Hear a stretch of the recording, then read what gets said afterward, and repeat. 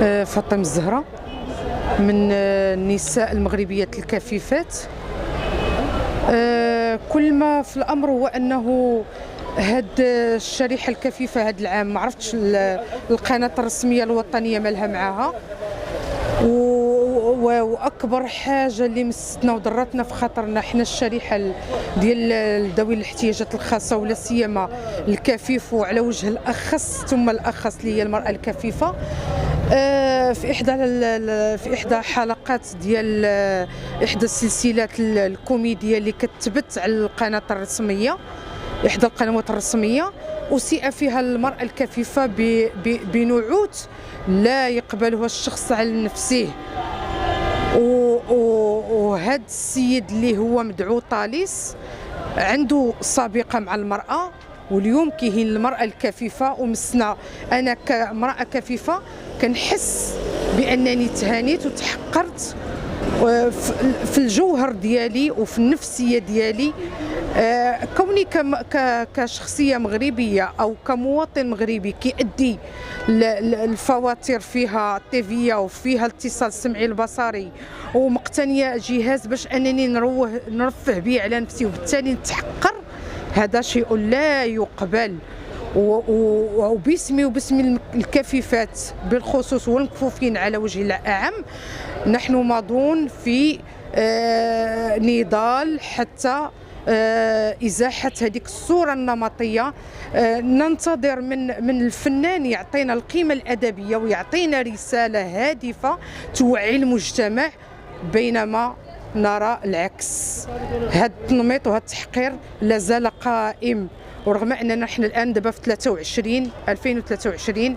أنا الأوان باش تكون واحد الصحوة وتكون واحد الصحوة كبيرة ويكون تقدم في هذا المجال. الدولة كتسني اتفاقيات دولية وكتسني شراكات مع الجمعيات والى اخره، وفي الاخر انا كيتثبت العكس. الوزارة المعنية بالاجتماعية تعمل على النهوض بأوضاع المرأة وبأوضاع ذوي الاحتياجات الخاصة، ويجيو ناس يضربوا كل شيء في الصفر.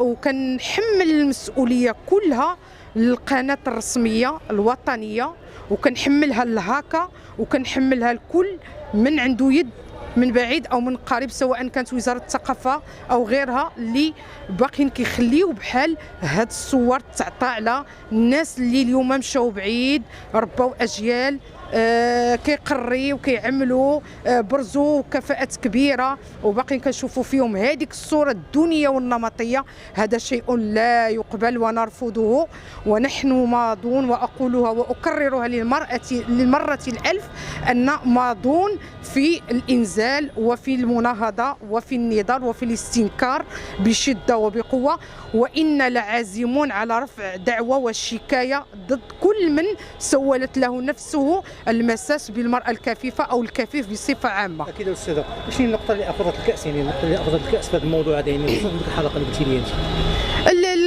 كان النقطة اللي فاضت الكأس هو أننا نعطيو واحد الصور على المرأة الكفيفة أنها تمتهن التسول، وأنها تكون مطية استغلال الاشخاص، سواء من الاسره ديالها او من المجتمع او من الجيران او هذه نقطه اللي ضرتنا في نفسنا بزاف. وكون ان استغفال المراه الكفيفه داخل البيت ديالها، وكونها انها هي جالسه على خير وبخير ما عليها ما بها، ويجي راجل يدخل عليها رجاله، اولا هذه تعتبر خيانه زوجيه. ثاني حاجه المساس هو الاستغفال بالمراه الكفيفه. كيف يعقل ان المراه السويه واش غتقبل راجل يدخل عليها رجاله للدار؟ فما بالك بالمراه الكفيفه؟ هذا نوع من الخيانه والاستغفال وانتهاك جسيم في حق المراه الكفيفه. بخصوص شنو الخطوات اللي غتاخذي رفع الشكايات لكل الجهات المعنيه، وثم دعوى قضائيه، لانني تمسيت في الجوهر ديالي كباقي الاخوات ديالي بصفه عامه، لان اي امراه ما غترضاش على راسها بحال هذه الامور، ولا سيما المراه الكفيفه اصلا هي تعاني. والمجتمع داك اللي كيقول لي باك خرج من الخيمه، باك طاح في السوق، قال لي من الخيمه خرج مايل. اصلا حنا كنعانيو نعاني في صمت، ويجي واحد الفنان اللي حنا وحاشا انني يكون فنان، لان القيمه الادبيه والفنيه ما كايناش، بل هو استرزاق. انا كنقولها وكنصرحها واتحمل كافه المسؤوليه، استرزاق على ظهور العباد بهذه الصيغه هذه، ونأسف لذلك. شكرا.